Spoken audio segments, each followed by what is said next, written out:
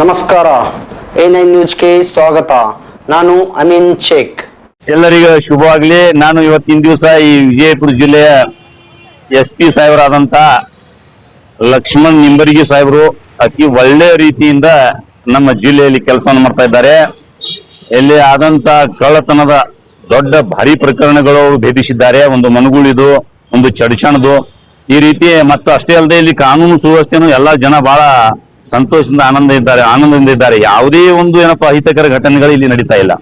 ಎಲ್ಲರಿಗೆ ಒಳ್ಳೆಯ ಒಂದು ಕಾನೂನನ್ನು ಕೊಡ್ತಾ ಇದ್ದಾರೆ. ನಗರದಲ್ಲಿ ಆಗ್ಲಿ, ಇವತ್ತು ಹಳ್ಳಿಗಳಲ್ಲಾಗ್ಲಿ, ಎಲ್ಲಾ ಕಡೆನೂ ಯಾವುದೇ ಪೊಲೀಸರಿಂದ ಸಾರ್ವಜನಿಕರಿಗೆ ಯಾವುದೇ ರೀತಿಯಾದಂತಹ ತೊಂದರೆಗಳನ್ನು ಕೊಡ್ತಾ ಇಲ್ಲ. ಅವರ ಸಮಸ್ಯೆಗಳನ್ನು ಸರಿಯಾಗಿ ಬಗೆಹರಿಸ್ತಾ ಇದ್ದಾರೆ. ನಾನು ಅವರಿಗೆ ಧನ್ಯವಾದಗಳನ್ನು ತಿಳಿಸುತ್ತೇನೆ. ಅದರಂತೆ ಇದು ಇತ್ತಲ್ರಿ, ಸಬ್ ರಿಜಿಸ್ಟರ್ ಆಫೀಸ್ನಲ್ಲಿ ನೋಂದಣಿ ಅಧಿಕಾರಿ ಕಚೇರಿಯಲ್ಲಿ ಅನೇಕ ಜನ ಯಾರು ದಿಕ್ಕಿಲ್ಲದ ಆಸ್ತಿಯನ್ನ ಇಮೂವಬಲ್ ಪ್ರಾಪರ್ಟಿ ಜಮೀನನ್ನ ಏನಪ್ಪಾ ಅಂತಂದ್ರೆ ತಮ್ಮ ಹೆಸರಲ್ಲೇ ಮಾಡ್ಕೊಂಡು ಭ್ರಷ್ಟಾಚಾರ ಮಾಡಿದ್ರು. 200 ಜನರ ಮೇಲೆ ಪ್ರಕರಣ ದಾಖಲಿಸಿ ಅವರಿಗೆ ಏನಪ್ಪಾ ಅಂತಂದ್ರೆ ಜೈಲಿಗೆ ಹತ್ತಿದ್ರು. ಇಂಥ ಒಂದು ಮಹಾನ್ ದಕ್ಷ ಅಧಿಕಾರಿಗಳಿದ್ದಾರೆ, ವೆರಿ ಎಫಿಷಿಯಂಟ್ ಆಫೀಸರ್. ನಾನು ಅವರಿಗೆ ಮತ್ತೊಮ್ಮೆ ಧನ್ಯವಾದಗಳನ್ನು ಸಲ್ಲಿಸ್ತೇನೆ. ಜಯ ಎಲ್ಲರಿಗೆ ಜಯ.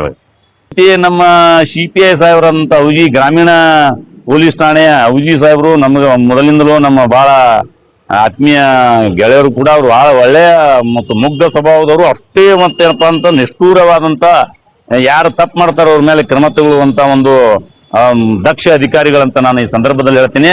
ಅವರಿಗೂ ನಾನು ಅಭಿನಂದನೆಗಳನ್ನು ಸಲ್ಲಿಸ್ತೀನಿ.